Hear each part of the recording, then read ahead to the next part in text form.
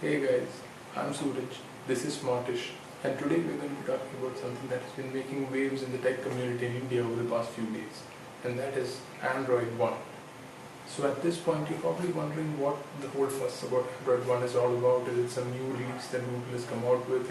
Is it an offshoot of Android? But fear not, it's nothing like that. It's not a new release, it is Android 4.4.4 KitKat. But what they've done is it's a program that includes tying up with hardware partners locally and releasing phones at a very affordable price point that run nearly stock Android and receive updates directly from Google.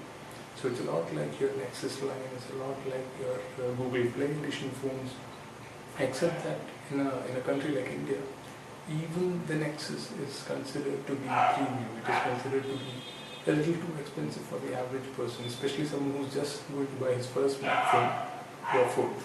So this is Google's plan, this is the idea. They want to bring all these users who are buying their first smartphone into the whole Google ecosystem, which obviously will help their plans in getting more ad revenue and driving the company forward, obviously. But on paper, it's a very good idea. They've done some neat stuff. They've actually, if you go onto the Android One website, you'll notice that very prominently they've, rather than saying it is available in stores and such, you can see that they've given their e-retail partners names. So when you think about it, it's actually a decent move by Google to look at a very neglected part of the smartphone market, because there are a lot of people still who use feature phones who would like to graduate and get into their first smartphone and have access to all these wonderful apps and this thing called the internet that everybody's talking about. So that is there, but we have to look into the fact as to whether Google has done this at the right time and whether this is going to help people like you and me who want to buy these phones at all. And out of the box, Google has tied up with 3 hardware partners, and that is Spice, Micromax and Carbon. Now, despite the fact that there are 3 hardware partners, they've all come out with pretty much the same phone. So when you look at the hardware side, what does the average user get if he buys an Android One smartphone? Well, that sort of is the problem, because you get a 4.5-inch screen with 480 by 854 pixels that evens out to around 218 ppi, and you get 1920 or so mAh battery. You get 1 GB of RAM and 4 GB of internal memory, so you do have a removable battery and a micro SD card slot which supports up to 32 GB. So you can see that the specs are very carefully tailored. There is enough room for expandability that people won't, none of the deal breakers are there. It's not like it has no micro SD card slot or no user removable battery. They've thought of all of that. But the major issue that Google may face is the competition, because now you have guys like the Xiaomi who brought their Redmi 1S, which is actually retailing slightly lower than the Android One smartphones, which are all priced in the 6,300 to say 6,600 price bracket. And then slightly above them you've got the Moto E, which is also selling like hotcakes. So it's kind of bundled in between these two, and that sort of has created a problem for Google, because these smartphones actually have superior hardware. I mean, the Redmi runs the Snapdragon 400, which is leagues ahead of what these guys are running, which is I think a Cortex A7 quad-core processor at 1.3 GHz and the Mali 400 GPU. So these are really not going to hold up very well against the Xiaomi or even the Moto E.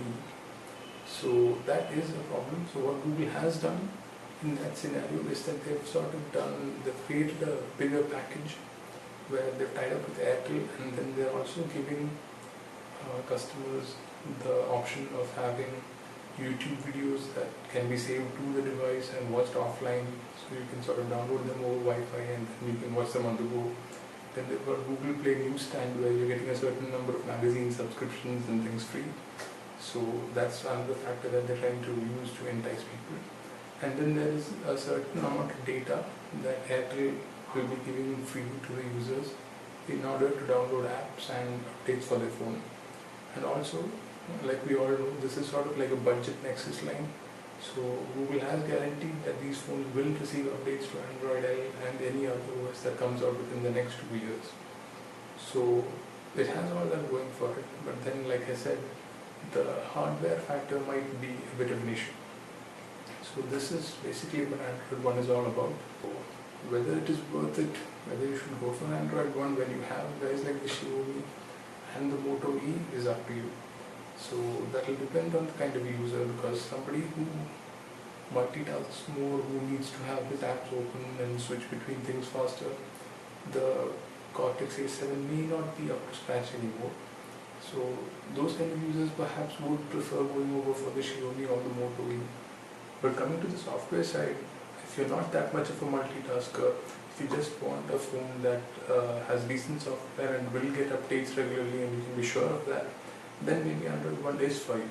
And the partnership with Airtel and newsstand subscription and all may not seem like much now, but Google has announced a lot of interesting things that may just turn the tide back in its own favor. One thing is that, again, like I mentioned, the program is targeted at developing countries where smartphone penetration is low, so countries like Nepal and Indonesia and all will be next in line. But more interestingly, they have mentioned that there will be Qualcomm Snapdragon chips coming into the Android One program soon.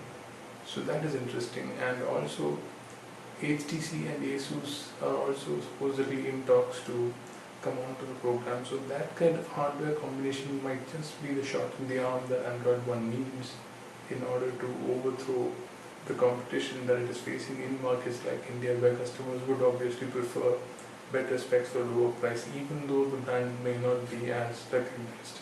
So interesting times ahead in the Android world, and I'm quite excited about it. But I'd also like to know what you guys think, so let me know. Feel free to like the video and drop your comments, and I'll go through them, and maybe it'll be interesting to see what kind of opinions you guys have. Yeah, that's been it. So I'll see you guys soon. Bye.